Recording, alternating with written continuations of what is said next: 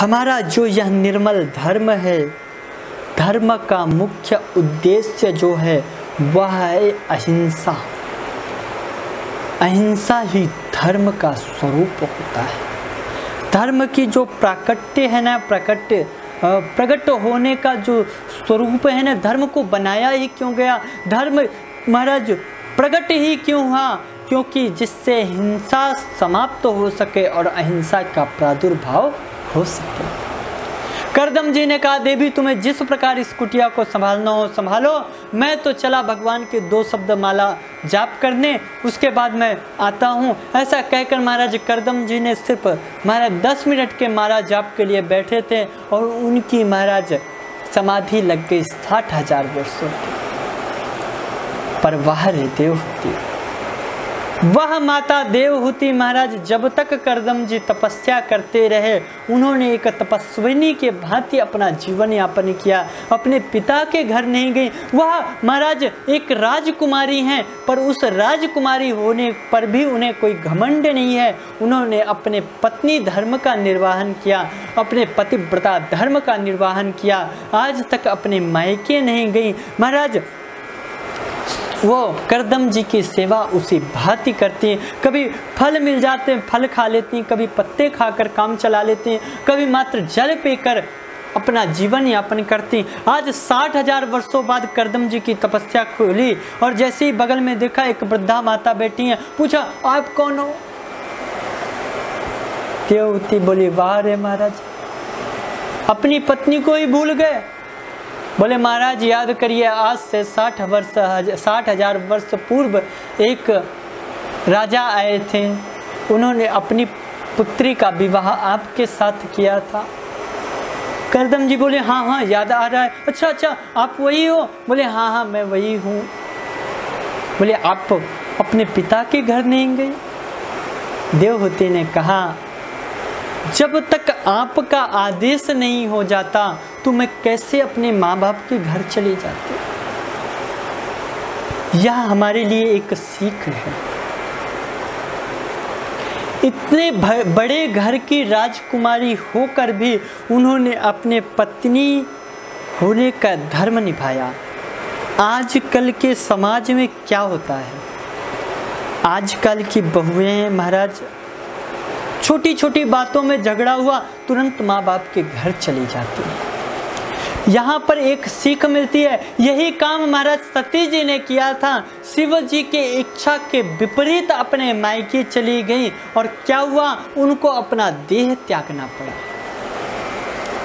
हमारा शास्त्र कहता है कि जिस घर से कन्यादान हो जाता है उस घर में बिना बुलाए कभी नहीं जाना चाहिए। क्यों? क्योंकि उस घर से हमारा रिश्ता हमारे ससुराल में जुड़ा है। पति का घर ही पत्नी के लिए सबसे महत्वपूर्ण होता है। पत्नी के लिए पति का घर ही स्वर्ग होता है। पहले के लोग कहा करते थे कि बेटा यह तुम्हारा मायके से तुम्हारी डोली उठ रही है, बस यही सोचना कि तुम्हारे पति के घर से ही तुम्हारी अर्थी उठे। हमारा सनातन धर्म वह धर्म है। आप चले जाओ महाराज क्रिश्चियन धर्म में आप जाओगे, उसमें क्रिश्चियन भाषा में क्या कहते हैं, डिवोर्स।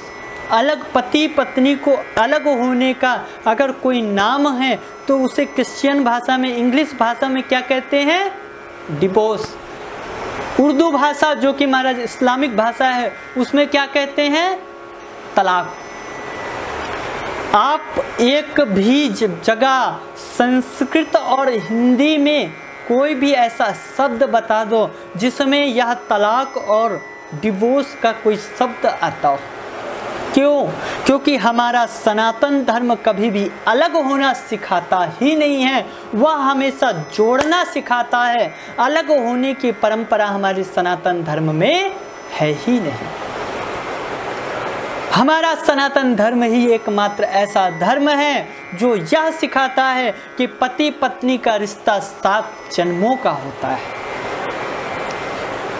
जब विवाह होता है तो उस विवाह के समय में जो विवाह पद्धति होती है ना, उसको अगर आप सुनो ना तो वह कोई महाराज दिखावा नहीं होता, वह ईश्वर से, भगवान के सामने वह दोनों जोड़ा का मिलन होता है। उन दोनों का साथ भगवान को संगत, भगवान को साक्षी मानकर, अग्नि को साक्षी मानकर, पंच तत्व को साक्षी मानकर उस विवाह का महाराज सृजन होता है। जिस विवाह को 7 जन्मों का बंधन माना जाता है, उसको तोड़ने का क्या हमारा सनातन धर्म कभी शिक्षा दे सकता है? कभी नहीं। तो हम उस सनातन धर्म के अनुयायी हैं, उस सनातन धर्म को मानने वाले हैं जिसने यह सिखाया कि हमेशा जोड़ने का प्रयास करो, कभी भी तोड़ने का प्रयास मत करो। तो माता देवहूति के चरित्र से हमें यह सीख मिलती है कि उन्होंने 60,000 वर्षों तक, अगर वह चाहती तो महाराज पति को छोड़कर महाराज अपने मायके हो आती, अपने माँ बाप के घर में रहती। क्यों?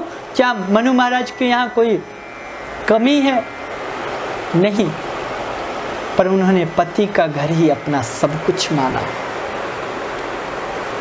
क्योंकि पिता ने कन्या दान कर दिया, पिता ने उन्हें करदम जी के हाथों में समर्पित कर दिया।